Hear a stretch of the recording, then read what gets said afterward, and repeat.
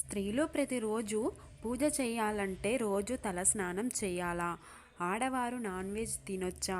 Non veg తిని పూజ చేయొచ్చా అని కొన్ని రకాల డౌట్స్ ఉంటాయి కదండి ఆడవారికి.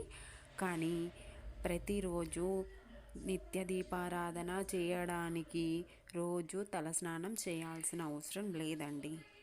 ఆడవారు ప్రతిరోజు తలస్నానం చేయాలన్నందుకు భగవంతుడు ఏ నియమం పెట్టలేదు. ఎందుకంటే మనకు అదృష్టం ఎందుకు అంటే, పెళ్లి చేసుకున్న స్త్రీలలో మనకు నుదుటిన కుంకుమను ధరిస్తారు. పాపిట్లో గంగాదేవితో సమానం జలం ఉంటుంది. ఆ తల్లి ఉండడం వలన కుంకుమ తీసుకొని నుదిటిన బొట్టు, పాపిట్లో బొట్టు, కుంకుమ ధరించడం వలన స్నానం చేసిన దానితో సమానం. ప్రతిరోజు తల స్నానం చేయాల్సిన అవసరం లేదు.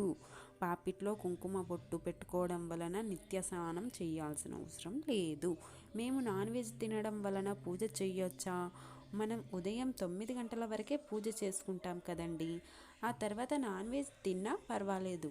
సాయంత్రం పూజ చేసేటప్పుడు నాన్ వెజ్ తిన్నాం కదా, మరి పూజ చేయొచ్చా అని కొన్ని అనుమానాలు ఉంటాయి కదండి.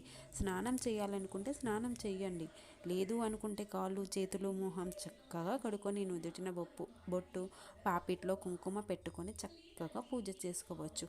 కానీ మనం నాన్ వెజ్ తిన్నాం కదా అనేసి మనసులో అదే పెట్టుకొని పూజ చేయకూడదండి. మనసును నిమగ్నం చేసుకొని దైవం మీద మనసు పెట్టి పూజ చేసుకోవాలి. దానికే ప్రతిఫలం వస్తుంది.